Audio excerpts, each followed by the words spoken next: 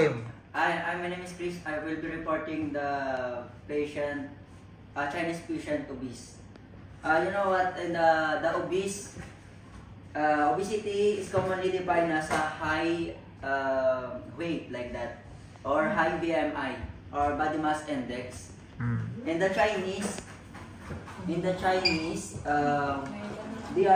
they having a traditional diet. And that's what they blend with vegetable oil, keeping the fatty acid and balanced intake ratio. We will say that the Chinese, they are eating food more on fatty acid like that.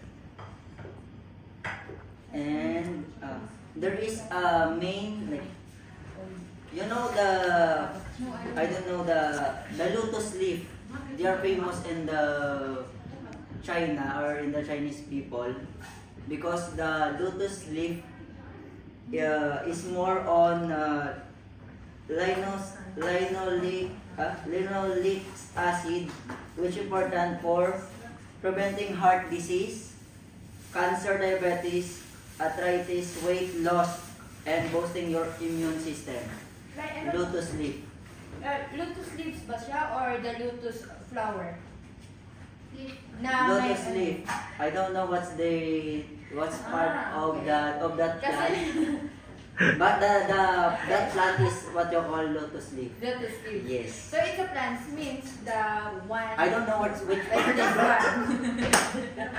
Bakit? Why are you curious? Yeah, I'm very curious. Why? You want to eat? You know, I watch C-drama. A lot of them eating the lotus leaf. Yeah. So it's not a leaf because leaves they can't eat. Yeah, that's why. So only a fruit. Thank you for that. Thank you for that. Welcome. Yay. Sir, I prepare. So ano yung sakit niya? Obese. Obese. Chinese Okay. obese. That's why, sir, Chinese English people, they like to eat vegetables.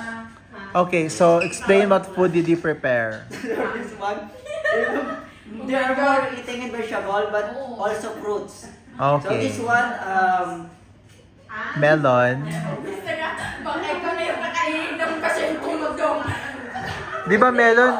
Ano this yan? is golden melon. Ano? Chinese melon. Chinese melon. Gumawa ka ng sarili mong prutas. Okay, Chinese melon. Okay. And this one, And Chinese dumplings. Chinese dumpling. But it's vegetable. Oh, They vegetable. like to eat dumplings and chop How you suey. make the They like to dumpling? eat chop suey like that. Excuse And me. How do you make dumplings? Okay. okay, sir. Okay, feedback na.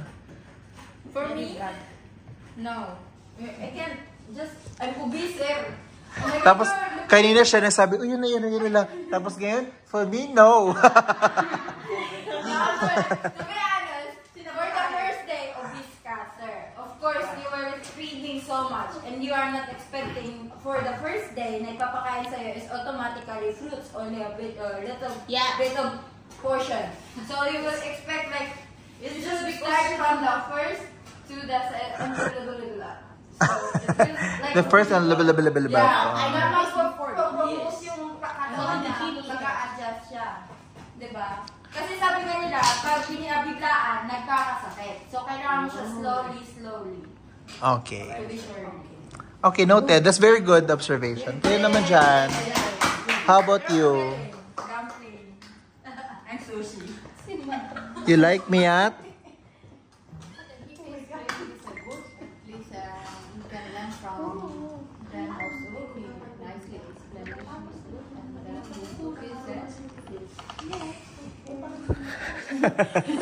Thank you, Chris.